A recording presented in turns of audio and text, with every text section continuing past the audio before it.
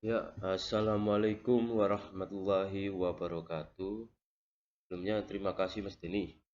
Saya akan melanjutkan presentasi dari kelompok 2. Pertama-tama perkenalkan, nama saya Ibnu Mas'ud dari Prodi Teknik Elektro yang akan membahas sifat-sifat kelistrikan kabel bawah laut.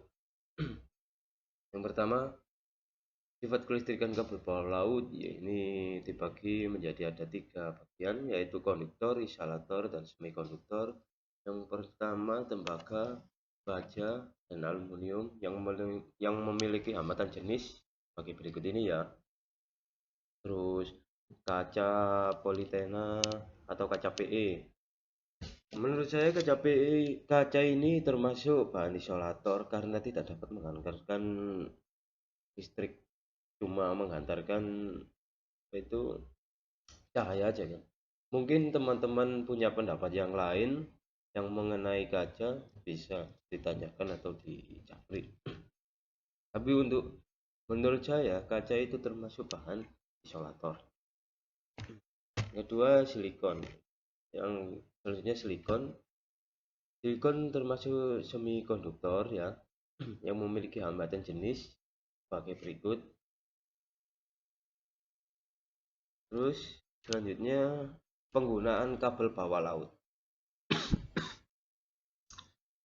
Penggunaan kabel bawah laut yaitu kabel bawah laut telah dimanfaatkan sebagai sarana penghubung komunikasi sejak tahun 1858. Pada waktu itu, kabel bawah laut pertama kali digunakan untuk kepentingan menghubungkan jaringan-jaringan yang telegraf atau satu wilayah ke wilayah yang lain dengan jarak yang sangat jauh, terutama wilayah yang terpisahkan oleh lautan. Jadi biasanya kabel bawah laut itu ditanam di dasar laut ya. Kabel jaringan bawah laut melintas di berbagai daerah, contohnya Asia hingga Afrika, Amerika. Nah, oleh sebab itu, kabel ini juga disebut dengan Asia America Gateway atau AAG. Kabel bawah laut AAG sendiri yang panjangnya mencapai 20.000 km memiliki sejumlah landing points yang berada di luar wilayah Indonesia yang memiliki kapasitas transmisi data maksimum hingga 1,92 terabyte per detik. Jadi bisa dibayangkan ya kecepatannya berapa itu, terus panjangnya berapa, terus pemasangannya juga di dasar laut. Sungguh wah, enak. Sebenarnya untuk menentukan karakteristik kabel bawah laut dengan tepat yang digunakan pada sebuah proyek dapat dimulai dengan memahami acuan atau parameter yang mempengaruhi pemilihan kabel tersebut, yaitu satu, temperatur. Jadi kita harus tahu temperatur yang terdapat pada area sekitar lingkungan dasar laut itu berapa. Biar untuk pemilihan bahannya juga biar bagus. Untuk kedua, seberapa dalam ketika kabel tersebut ditanam pada dasar laut. Jadi kedalaman kabel yang ditanam itu harus minimal 20 meter di bawah permukaan air laut. Jadi bisa dibayangkan ya berapa dalam itu kabelnya. Dan juga kemarin sempat ada jaringan kabel IndiHome yang terputus karena nggak tahu ya, atau karena gigitan ikan hiu jadi terputus itu. Terus dari pihak Telkom langsung cepat sikap memperbaikinya.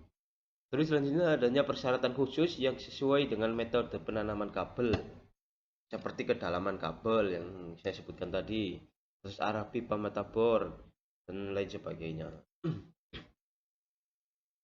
Juga perhatikan juga jarak aksial kabel tersebut. Jadi satu sama satu itu harus ada jarak aksialnya berapa itu. Terus ketahanan panas atau thermal yang berada pada dasar laut atau daratan. Selanjutnya memperkirakan terlebih dahulu mengenai panjang kabel untuk bawah laut. Terus kedalaman air laut yang akan digunakan untuk tempat menyimpan kabel bawah laut.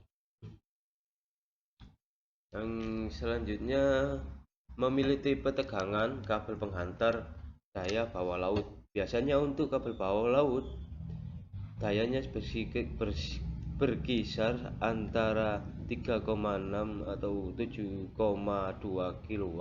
kilovolt hingga 525 kV dan dapat digunakan single core ataupun multi core dalam sebuah kabel ya. Jadi penggunaan kabel bawah laut itu banyak ya untuk cara-cara untuk pemasangannya. Ya untuk selanjutnya nah kita masuk ke penghujung acara atau penghujung presentasi. Kesimpulan. Jadi kesimpulannya apa? Kesimpulan kabel bawah laut, kabel yang dipasang di dasar laut, di mana kabel ini berfungsi untuk mengirimkan data-data jarak jauh tanpa menggunakan satelit ya. Jadi sudah disebutkan tadi dari teman saya Mas Denny bahwa pemasangan kabel bawah laut di denanya tadi ya meliputi seluruh Indonesia. Dan juga kedalamannya juga diukur seperti tadi. Jadi pada kabel bawah laut hanya sebagian kecil kabel yang digunakan untuk melindungi serat optik. Serat optik itu terbuat dari kaca ya. Yang saya sebutkan tadi, bagian kabel yang tersisa adalah struktur mekanis untuk perlindungan dan penguatan. Selubung tembaga tipis di dalam kabel digunakan untuk membawa daya listrik di sepanjang kabel hingga dapat memberikan daya pada penguat di dalam dasar laut. Jadi kabel bawah laut itu memiliki serat optik yang dilapisi dengan berbagai lapisan ya untuk pelindung dan kekuatan. Soalnya kan di dasar laut itu tekanannya juga besar. Ya untuk presentasi hari ini sekian yang dapat kami sampaikan. Untuk kurang lebihnya kami mohon maaf. Wabillahi taufik wal hidayah.